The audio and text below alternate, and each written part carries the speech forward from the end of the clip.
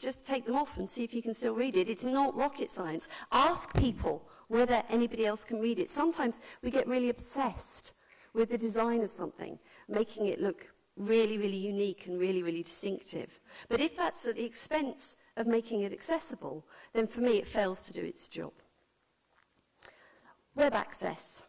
There's, again, huge amounts of... There's an international web standard now, the W3C, which is really, really good. You can send individual pages off to be checked to see if they're accessible. It's really easy to do.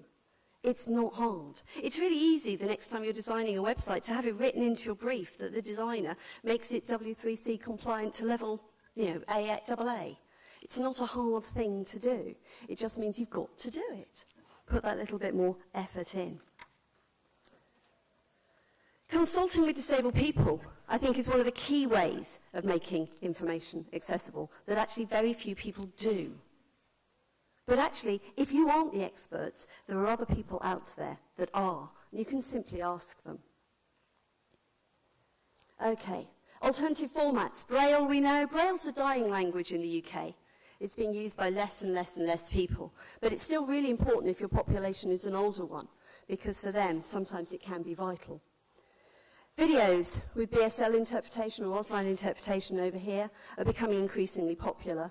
Audio formats, again, really, really useful. Easy words and pictures we're using increasingly in the UK too, to increase the range of access to people who find words hard. And again, it might be people with learning disabilities, but it can also be a wide range of other people too. Individual contact is a form of access requirement, again, that we don't often think about. But actually, for some people, it's the ability to talk with another person about a program that helps them determine their choice. So making sure there is a contact, there is somewhere to go, I think is another really, really important thing that you can actually do. And again, perfectly possible for all organisations. So I put a slide up now that's got two circles on. One is your comfort zone, which is a nice small circle, and the other is where the magic happens. Because I do believe that you have to get outside your comfort zone.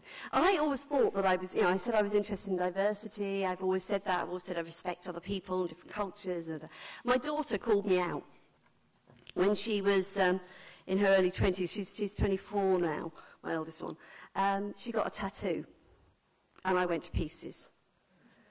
I became my mother for a short period of time. I inhabited that body of going, oh my God, the shame, the shame.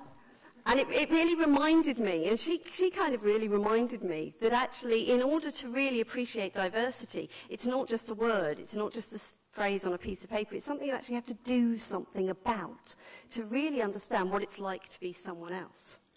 So we went to a tattoo convention,